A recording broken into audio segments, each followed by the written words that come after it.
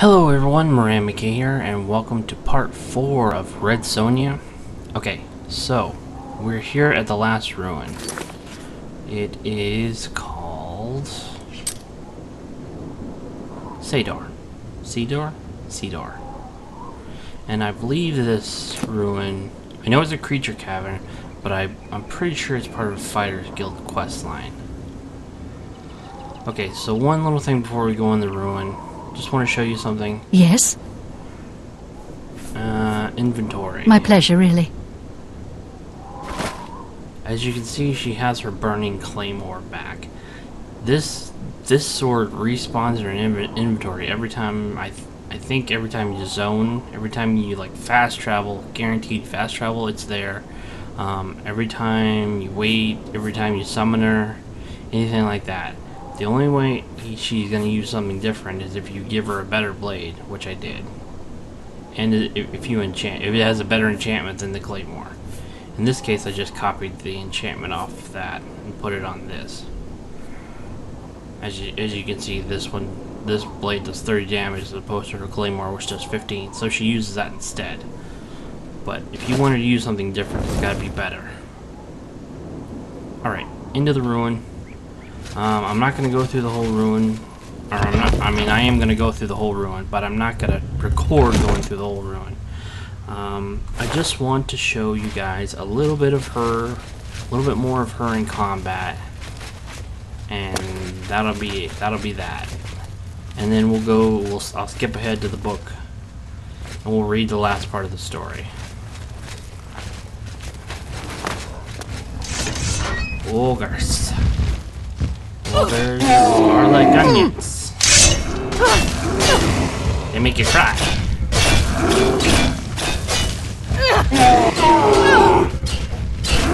I fought mud. I fought mud. Okay, that was.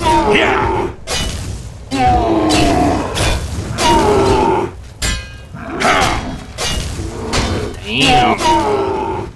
Tess is kicking ass.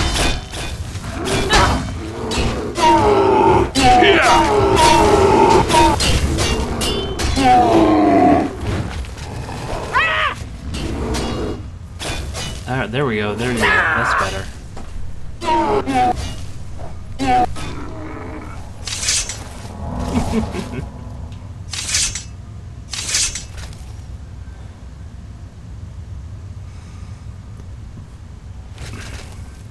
Shall we try that again?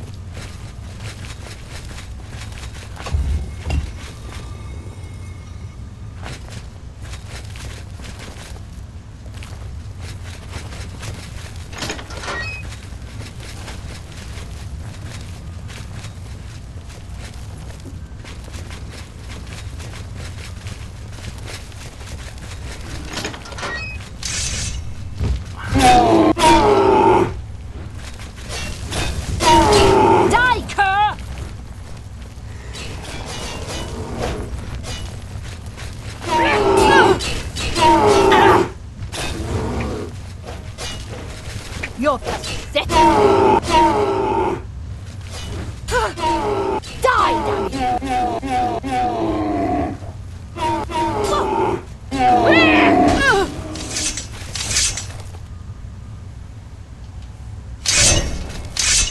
And there you go. Okay, so now I'm going to skip to the book. Be right back. Alright, so here we are at the last book. Okay, so just to show you where it is, it's at the back of the ruin. Here in this little room, it's pretty much, here's the entrance, straight in and to the back. You do have to go along these corridors and unlock, there's like, you gotta unlock something over here to go over here, to get over here to unlock this gate right here. So it's not complex, it's only a one level little ruin. It's easy to get through, and if you've already done the Fighters Guild quest in here, more than likely you already have this gate open, so it'll be easy enough to just walk in and take it. Alright, we've got a quest update. All the GG journals recovered. Quest completed. Okay, so this is the fourth and last one. Ghouls and Ghosts by Margaret Farrell, Necromancy and Me. I fell for several long seconds and pitched into pitch blackness onto hard, cold stone. I was wounded but mostly unhurt, except for a few scrapes and bruises. In the darkness, it was difficult to gauge the dimensions of the space I'd fallen into, and there were odd sounds, like a quill scratching parchment or fingernails on dry, scaly skin. The air was chill and damp. I made a small hand gesture, and a pale greenish light surrounded me. If I was going to die, I wanted to see it coming face first. The pale glow didn't reach to the wall, so I tentatively took a few steps forward, glancing down in case of a misstep and another long fall that I might not survive. My leather pack was gone somewhere in the dark, but I still had my twin crescent daggers sheathed in custom boots made to fit them. Reaching into the pocket of my cloak, I breathed a sigh of relief. It was still there and unbroken. The black bottle, its contents seething and agitated. The light spell began to fade, and in the instant before the darkness returned, a face appeared directly in front of mine. High-pitched giggling and whispering sounds filled the room. The cold and repulsive caress of ghostly fingers stroked my face and neck, and I stumbled backwards. I managed to regain my balance easily, while at the same time searching my mind for a spell to repulse the undead that were surely surrounding me. Magic, so predictable. I wouldn't bother yourself. My servants are mine to command, not for the likes of you. Controlled and disdainful, the voice spoke again. But enough of that. There's a little matter of some urgency we need to discuss. A weak, pale light began to dispel the darkness, revealing a woman who was completely covered in robes and gloves the color of congealed blood. Only her face was visible. She had a cruel beauty with sharp and defined features, a bluish cast to her skin, and hair that reached to her waist, as glossy as the raven's wing. A teardrop tattoo marked each cheek, and her silver eyes demanded my attention. "You cannot control me," I said. "I am protected. You should know that. I have drawn you here, have I not? And you have brought my heart's desire with you." The woman raised her outstretched arm and beckoned to me.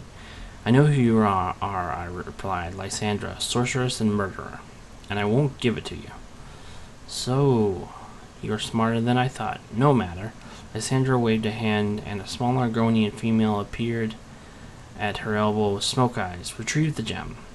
I reached down and pulled a blade from my boot. It was imbued with a deadly toxin, and the Argonian's natural resistance would not save her. Smoke Eyes reached for the bottle, and I flicked the blade, separating the hand from the wrist in one smooth movement. Smoke Eyes shrieked and scrambled on the floor for the hand, even as the poison crawled through her bloodstream. She tried to speak, something about the other one, then died, reaching for her mistress, who kicked the body away like garbage. "Is my friend alive?" I demanded. "That filth knew something. Tell me, or I'll kill you as well."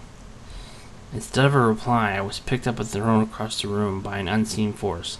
I was stunned and could do nothing as something strong and foul-smelling dragged me away, and I thought I heard the click of a lock before I passed out. Meanwhile, Sonia was trapped between massive rusting blades that rose slowly upwardly, then suddenly dropped, and she could see 3 more blades ahead. The body of a very large rat lay decaying in the path of the blade in front of her. There was a pattern to the rise and fall of the blade trap. It was just a matter of timing, and she made it through unscathed. Further along, she came to a small alcove and found herself at one of the locked gates that prevented Ash and Rose's escape. Protruding from the wall was a large stone block. Sonia called out, but Rose was unable to hear her above the moaning of the undead. As she tried to push the stone, it began to crumble and break away with age and only barely move, so she leaned back against the other wall and kicked hard, pushing the block flush with the wall. The metal gate began to slowly move downward onto the floor.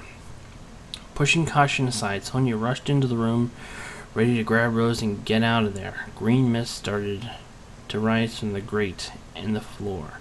"Quickly, let's go. Talk later," she yelled. Sonia raced for the open gate with Rose close behind. But incredibly, the dread zombie was coming through it, followed by the robed figure she had seen earlier. Only now, Its face was unblemished. She turned to Rose, but she had stopped running and was standing still, looking at something she held in her hands. A black soul gem. The bottle had transformed. Rose held it outward from her body as though offering it to the creature at the door. "Take it, Lysandra. It is freely given," Rose said quietly. The robed figure appeared to divide into shifting in its own dimension, and then it settled but changed into the ruinous monster Sonia had seen before. It came forward, reaching for the soul gem. Rose opened her hands and dropped it, and it shattered into a million pieces. The trapped soul screamed its fury as it enveloped Lysandra, writhing and binding her to itself. Minutes later, all that remained was a dried, human-like husk with blood-red robes. The dread zombie sunk to the floor, and the undead were quiet again. Sonia and Rose made it to the tomb entrance without incident. "Wait, before we go, what was that about?" Sonia asked. "A story for another time, but I can say this," Rose replied. "When I took the bottle from David's hands, it spoke to me. The soul within was the lover of Lysandra centuries ago. She was corrupted by the darker magics, and she trapped the soul of her lover and the gem so that he could not be unfaithful to her. I just wanted to give this soul the vengeance he deserved." Alright. So that's the last book, and that's the end of the story. I think it was a great little short story. I only wish that maybe you could have taken part in the story somehow. That maybe this story could have been part of the quest. Where the hell are they?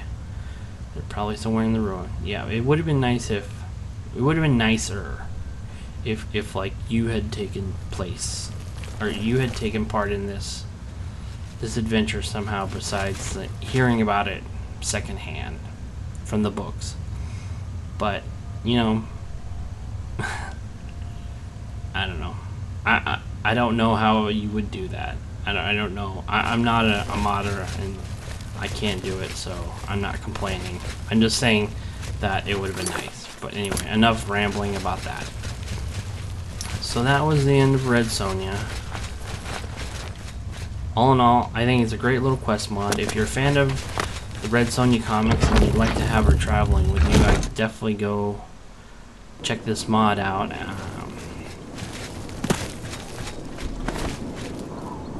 And Sonia and Tess will be joining us in our next. I'm going to be doing another big adventure mod, another like 30-40 parter called Tantravelia. That's up next. Also, I'm going to be posting a little channel news about why videos have been taking so long to make here lately, and yada yada yada, and things to come in the future, hopefully, on this channel. But anyway, thanks for watching, everyone, and I'll see you guys later.